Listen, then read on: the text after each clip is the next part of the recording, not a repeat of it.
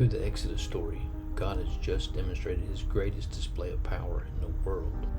Through 10 devastating plagues and the destruction of the Egyptian army, he delivers his people from 400 years of slavery. But freedom wasn't the destination, it was just the beginning.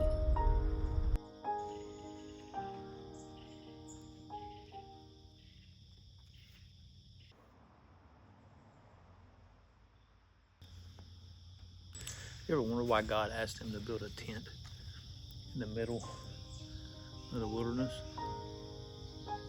Being led into the wilderness and arriving at Mount Sinai, God gives to Moses the Torah, along with a simple yet highly detailed pattern for a tabernacle tent. From the beginning, God's plan was not just to redeem his people, but to live among them and make himself known. God was calling his people out of bondage to become a kingdom, priest, and a holy nation. It was later extended to all believers in Messiah under the new covenant. But have we learned how to be a spiritual priest, or even how to offer spiritual sacrifices? In the church today, do we even know what that means? The tabernacle was more than just a tent. It was God's dwelling place on the earth, and also the training ground for his priest. The job of the priest was to learn to worship God and bring others into a right relationship with him. The job of Israel was to be a priest to the nations. Their job was to learn how to worship God and then go back and reclaim the nation for God's kingdom. That was God's assignment to Israel. That's God's assignment to the church. That's God's plans for the earth.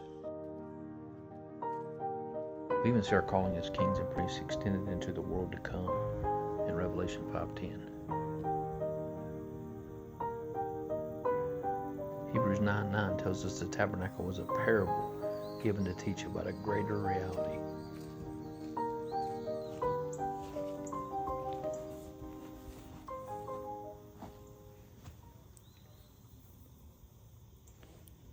Remember, from the tent in the wilderness to the temple of our hearts, God's desire has always been to dwell with his people.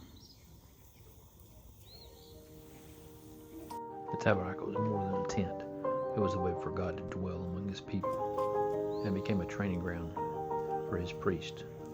It's a model for his kingdom and a shadow of Christ. Lord, help us to learn our role as spiritual priests and serve you in spirit and in truth. We love creating content that is story-driven and faith-building. So if you like these kinds of topics and content, be sure to like and subscribe. Have a blessed day.